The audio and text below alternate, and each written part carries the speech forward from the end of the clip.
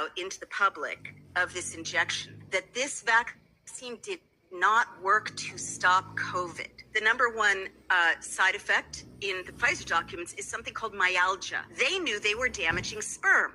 An andrology report confirmed they told women in the study not to get pregnant.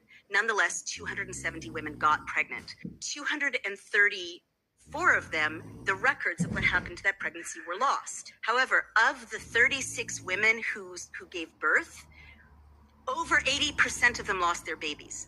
First of all, and I think this is very important for you as MEPs, Pfizer knew a month into the rollout into the public of this injection, so November of 2020, that this vaccine did not work to stop COVID.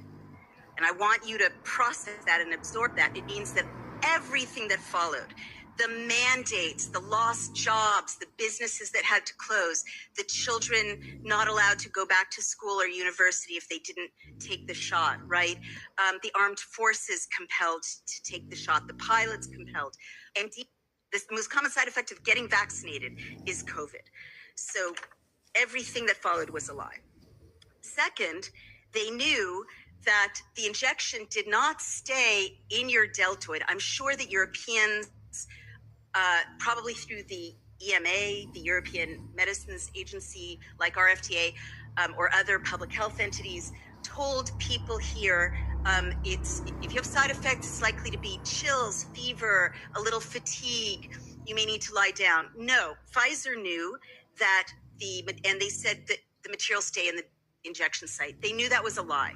In fact, in the Pfizer documents, there are charts showing that the materials, the spike protein, the mRNA, the lipid nanoparticles, which is a petroleum byproduct, rather polyethylene glycol, a petroleum byproduct surrounding lipid nanoparticles and industrial fat, they didn't stay in the deltoid.